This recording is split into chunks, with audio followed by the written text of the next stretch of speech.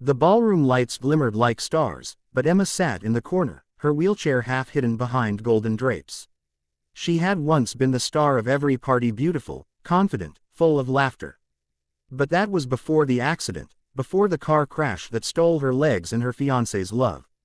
Tonight, she was here only because her old company had invited her to celebrate their new CEO. Everyone whispered as she passed by, their pity cutting deeper than any insult. A group of women giggled nearby, one whispering loudly, "I can't believe she still shows up. Who would want her now?" Emma bit her lip, pretending not to hear. But her heart screamed in silence.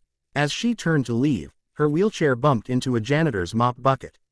"I'm so sorry, ma'am," he said quickly, kneeling to wipe the spill.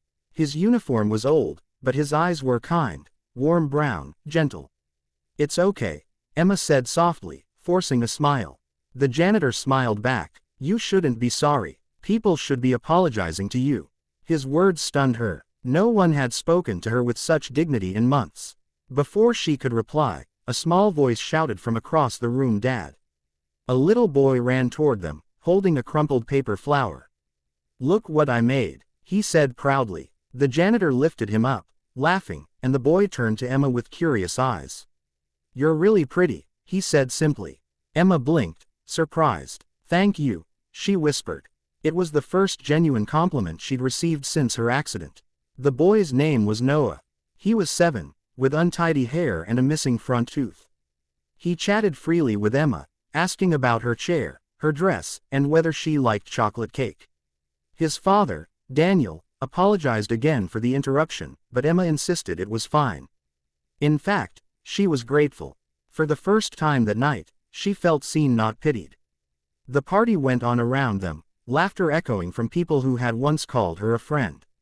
Emma noticed Daniel quietly working in the background, fixing lights, collecting plates, mopping up spills, while his son followed him around, handing him tools.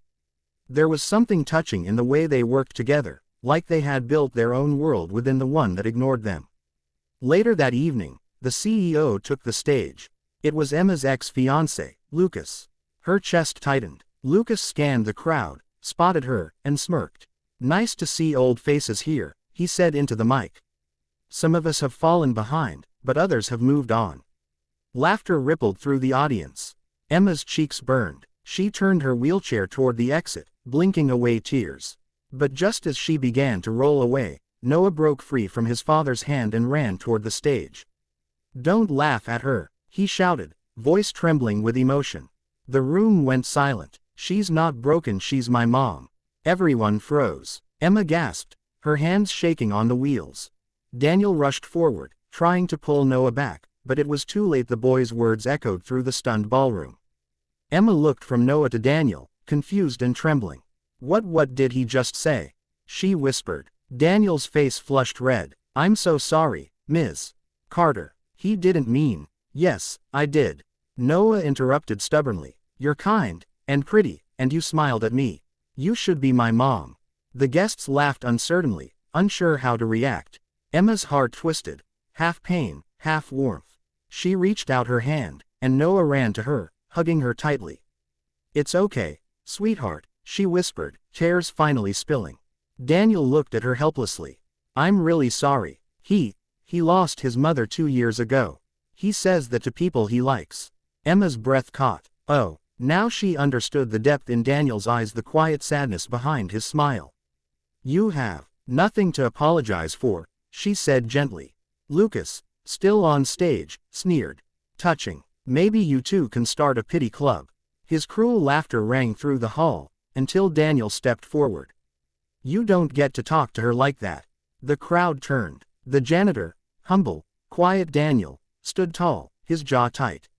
"You may be rich," he said, voice steady, "but you've got nothing compared to what she has. Courage, kindness, and a heart you could never buy." The room went still. Lucas's face turned red as guests began to murmur. Emma looked at Daniel, her heart pounding. After the outburst, Daniel took Noah's hand and started to leave, but Emma called after him. "Wait." The crowd parted as she wheeled toward them. "Thank you," she said softly. "No one has ever stood up for me like that." Daniel smiled shyly. "You didn't deserve what he said." "No one does." She looked at Noah, who was hiding behind his father's leg, peeking up at her. "And you, young man," she said warmly, "you're my hero tonight." Noah grinned. "Does that mean you'll be my mom now?" Everyone laughed softly, but Emma's heart ached in the sweetest way. She reached out her hand again, and Noah took it without hesitation. From that moment, something changed. Weeks later, Emma found herself volunteering at the community center where Daniel worked part-time. They talked often, laughed easily, and slowly, friendship turned into something deeper. Daniel never treated her like she was broken, he treated her like she was enough. And Noah, he kept calling her Mom, until one day, Daniel knelt beside her and whispered, "He's not the only one who hopes you'll stay." Tears filled her eyes as she took his hand. The woman everyone had pitied had finally found a family that saw her strength, not her scars. The world had humiliated her for being paralyzed, but love, in the form of a janitor's son, had called her mom.